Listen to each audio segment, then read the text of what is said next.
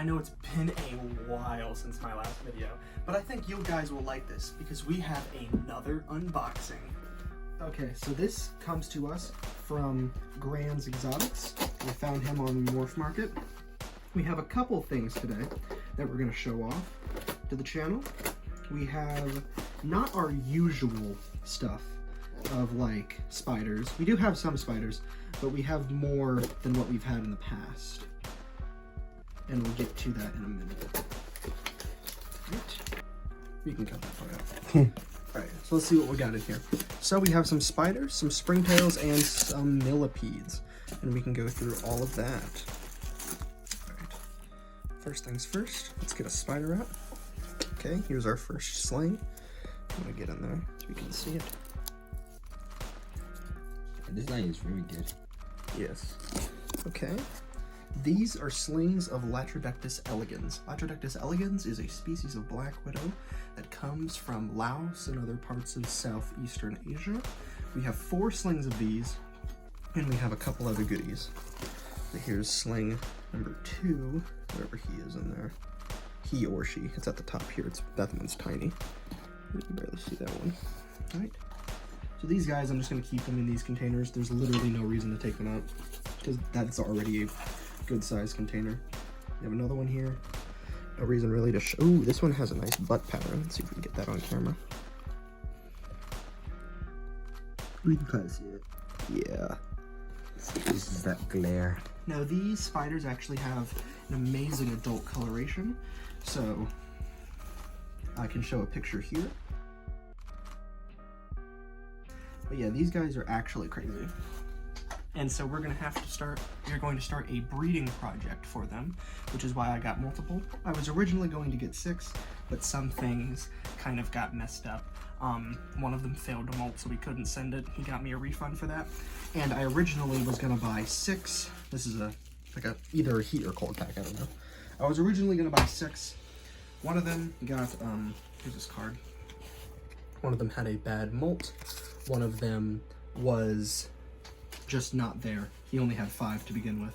So I got to replace the 6th one, and I got to refund the 5th one. So here's what I got as replacement. These are, I think these are my springtails. So these might not actually be able to show up on camera, but we're gonna see.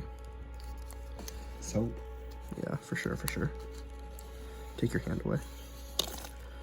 Okay. We're probably gonna have to do a little bit of digging. Springtails, if you know anything about springtails, they are very small.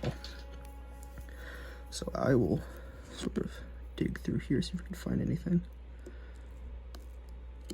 These are Neanura growae. Oh, there's one. It's right there. Little tiny thing. Yeah, you can see it on camera so barely. yeah. I'm going to have to put up a photo of these because of how small they are. But that's Neanura growae. They come from Florida. They are known as the Florida orange springtail. So these guys are cool. I'm going to start up a breeding colony of them. I don't think they're too hard to care for because he advertised them as a cleanup crew species. So that should be good. I'm going to sell those as well. That's another project. And these, I mean, I don't even know if I'm going to breed these as like an actual project. These are just for fun. I was originally going to get 1 of these because it was a $25 replacement. Each of these slings, by the way, are $25. That is an amazing price. That's basically wholesale price. So I got a good deal on those. Next up here is just some bumblebee millipedes, if you want to bring that in. So because of the trouble with the slings, he gave me a couple of these. So looks like you have one here. These are probably wild caught, to be honest. Turn off. Alright, hi. So we have some enclosures set up here, if you want to look at this. So these 2 enclosures are made with my own substrate that I have. There's eggshells for calcium. We have sphagnum moss for humidity and leaf litter for food. My substrate is made with, once again, calcium powder, but also 1 part organic substrate, 1 part leaf litter, and 1 part topsoil. All baked and frozen, of course, to get rid of any harmful junk. But this is what I've been using for my common woodlouse up here, my Oniscus ocellus, and my North American giant millipedes as well. So these are both very small right now, so we're going to be putting both of them inside of here. Now, I was actually looking around, and we can actually see a little tiny orange springtail. You can barely see him. There you go. A little tiny orange springtail right there. These guys are really cool, so I don't really think it matters which one we put in which. So, you can see the battery. Oh, you can see them all. Look at that. You see them? Yeah. Yeah, that's cool. Make sure there's none left in the container. That's a nice orange. Yes, it is. It's very nice. They're very cool. And I don't really, there should be 25 in there. I'm not going to count them. That would be insane. Gotta make sure there's nothing. Alright, so I'm just going through, make sure that I got everything out of here, because these guys are very small, so I don't want to miss anything. And it looks like I did. And so, yeah, these guys are actually big enough to see. On camera. Yeah, normally springtail, and they're not white. They're not white. Yeah. So you can see them on camera. They're very, don't put your finger. Oh yeah, I don't want it to cramp onto it. Right. You don't want it to be on you. You also don't want to squish it. So these are my Neanura growae. These guys will chill in here. The vent holes are very small, and I don't think they'll be able to crawl out. So what we are going to do is, I did this with some of my enclosures. Yeah, we can do it with both. We can just wrap it around. If we have some labels that we're gonna put on stuff. So we got 2 things here. Just gonna get some tape. And so this first one up is Neanura growae. We have this photo. This photo is actually from Gran Exotics, so it's perfect. We're just gonna slap that on, and hopefully this will turn into a thriving colony. If these guys are good for cleanup, then that means that they are also prolific. And they should do perfectly fine with very little maintenance. I will have to make my own springtail feed, because I know that springtails, whenever you culture them, normally in the big container with the charcoal and the water, they have a specific powder diet that I can make on my own. They probably won't need much being in here, and there's not that many of them, but so I will do this label that'll go across the side like this. I'll just do this on my own. You don't need to see me do that. Next up is, actually, let me check the lid. There's something on the lid. I think we're good. I think we're good. I like keeping little small containers. They're useful to have. Oh, I have a dubia colony too. Yeah, I keep dubias in here. All right. Next up, I think there are 4 bumblebee millipedes in here. If you want to come see them. Yeah, they were really nice. So this is mostly just poo in here, I noticed. So we're just gonna take them out, put them in. Oh, this one's all extended. You can actually see his colors. This one's large enough to really see those colors pop in. They're called bumblebee millipedes for a reason. They're yellow and black. They are from the Caribbean, I believe, but they were introduced into Florida. That's 3.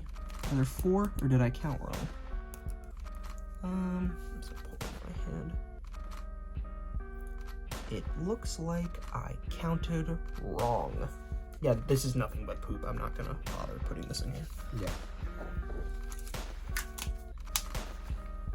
Okay. That's that. I would put some springtails in here. Actually, I have a springtail thing right here. This is just from the pet store. Let's see if I have any springtails readily available that I can just tap in there. Should on here. Okay, let's see if I can.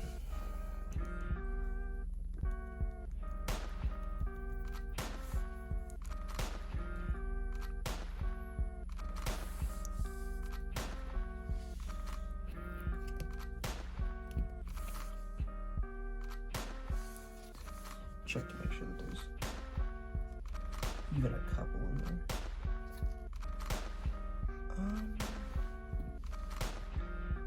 They're so small, it's so difficult to tell. It's so difficult to see.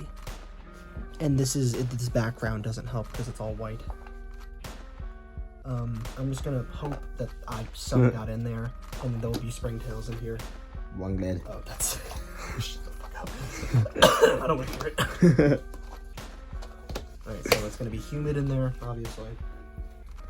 You want it to be humid because small containers can dry out pretty easily. And my room is dry in general, so we're not going to bother with much ventilation.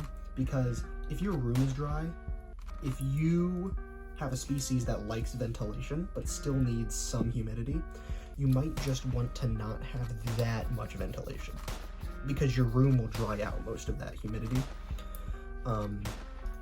So if you had a humid room, it would be easier to keep humidity levels higher. My room is very dry all the time. My house in general is just dry. There's not much I can do about that. But we got both of these set up, and I'm very proud with these. These look nice. They're spacious for the size of the actual creatures, and we can just set these on my little wall of funsies. Let's look at the walls of funsies. Why not? You can turn that off. Hello. We have a bit of a ghetto setup going on. The light in this room is actually coming from this. It's very bright, but we have some Atheris in here, and this is my Atheris Latrodectus female. You can see her up here. There's a Atheris squamagira male below her. And if you want to actually open up this cage and stick your camera in there, get a nice look at her. Be careful though. Can you see him? Yeah. Is that good? I'll review that footage later if it's not. You can pull it back. Yeah, you see. Yeah. This is a nice little thing I got going on. But just turn that back up. This is a little brighten up the room while we're in here because it's a little bit dark. I think I should show that got a new reptile. Where are you? Ah, there he is. This is my baby crested gecko. It's not too crazy of an enclosure. I've had him for a couple months now. He's been doing great. This is his little tub setup. He is a harlequin, just basic morph, nothing too special there. His name is Bernard, named by my friend Emma. But yeah, he's a cool little dude. He's actually gotten substantially larger. Well, I don't want to say substantially. He has gotten larger. You can definitely tell he's been growing. Oh, I also forgot. We have some Rapashi products. So we have a morning wood for some isopods because we actually are buying isopods. Has some enclosure set up here for something that will be arriving soon. I'm not going to release this video until that arrives too, so. Because I want to make sure that they're both in the same video. That would work. This is a mega unboxing. It'd be great. So these are my Narcissus americanus, North American giant millipedes. These are new additions. They're cool. We have a lot of adults in here. Wild caught because there's no, actually I'm going to turn this way so that it's brighter. So here's a smaller one actually. This one is female. So these guys are really cool. They're one of my favorite native species that we have here. There's a couple cool natives, but this is one of the cooler ones. This is the hydration station. This little bunch of sphagnum moss. It's called the hydration station. It's just a little bit moister than the rest of the enclosure, so if they need any hydration, because they are prone to desiccation, they can just go over there. This is an adult female. They are nicely sized. They look a lot bigger in photos. In fact, on camera, I can already see that this thing looks bigger than it actually is. There's a male in here. There should be some gravid females, because I caught them mating one time. That's another female. Most of these are females, actually. This is the male. This is the male. If you want to look right there, let's see if I can get it on camera. Right here, that little bump on his head, that is called the saddle. Right there, that little bump. Only males have the saddle, and it's actually very easy to tell them apart from females who lack the saddle once you get a little bit of, what's the word, experience in. But yeah, so this is my own setup. There's leaf litter in here that have just been put on top. I boiled the leaves to get rid of any junk. We have some botanicals such as gum pods that they can eat, some bark hides, and some carrot. These guys are detritivores, but they also eat supplemental foods such as live vegetables. Moving the stuff that we just got. There's vent holes as well. These are drilled. There's very minor vent holes because once again, it's pretty easy to desiccate. Right, next up are my Meniscus ocellus. These are a non-native species of isopod. They're called the common woodlouse. Find one, here's one, right there. It's called the common woodlouse. These guys are great. I like these. I have a gravid female in here somewhere, if I can find her. We're not going to bother her, but she's a rather large isopod. And of course gravid, as I said, because I saw her carrying a patch of eggs. If I can find her. She's usually in the hydration station. There she is. This one. Right there. Nicely sized female. Very large. You can definitely see the eggs. No, you can't. They're on the underside. They're on the underside. Well, You're like, yeah, you can definitely. No, you can't. You cannot. well, I saw white spots. I love the eggs. No, the spots are just spots. Nothing much has changed. I guess I can show how big some of the beetles have gotten. It's been a while since you've seen those. So, Hercules beetle larva is now this gargantuan thing right here. This thing is huge. Yeah, here it is. Boom. It's great. And then I'm keeping them together because I don't have two containers, but they've been doing fine together. This is the Latrodectus. I think Gideon. He's in here somewhere. It's a smaller. It is much smaller because it's a much smaller species, but it has recently molted, and you can tell because the head cap is still large comparatively to the rest of its body. However, it has also gotten larger. If I can freaking find it. Because of how small it is comparatively, it is a bit more difficult to find. Is it? Oh, here it is. Got it. Whee! Yeah. He's gotten larger if you want to rewatch the old video. He has gotten larger, but he still has some growing to do. They both do. I also had some moths hatch. So if we look in here, we have some dead males, or almost dead males right here. This is Actius dulcinea. So these guys come from Russia and stuff, places like that. We have a female up here. She is ready to breed. I don't know if she mated with any of the males in here. Hopefully she did, because I want some eggs. But these are very similar to our native Luna moth. And oh my goodness. Oh, there we go. Ah! No! Come here, my child. Please be cool. Yeah, these things are annoying. Please stop. There we go. It's Actius dulcinea. There are a lot of differences between this one. This one has a bit of a cleft wing. There are some differences between these and the Luna moths that we all know and love, but they're basically the same. The caterpillars are honestly the biggest difference. So, in terms of new additions, so I'm in here. I forgot to show actually. Going to have to find it. It is. It's under here. It's on the other side of the. Keep talking. Oh. Turn it off. Inside of that tree viper cage, I also have this guy chilling around. It's actually a girl. This is an Oreophotos peruana. These guys are Peruvian fern stick insects. Drop yourself. This is an adult female. I had eggs. You've probably seen a couple shorts maybe. The eggs did not have, I mean, they had a very good hatch rate, but they had a very bad living rate. This is the only one that made it to adulthood or even past first molt. But there we go. That's my first stick insect. What are you doing?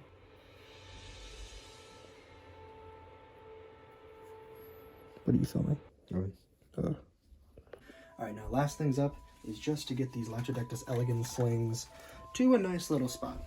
And I think they're good just chilling right here. Just gonna have them chilling here. There's no reason to have them in a special spot. If mind the sound, it's just the dulcinea that I just took out flapping around. But these guys will chill here, and this is the start of my breeding project. We have some isopods coming in. This video is not technically over, so that's about it. I will click. I'm gonna do some magic, and I'm gonna put my hand here, and when I take it off, I'm gonna have my next box.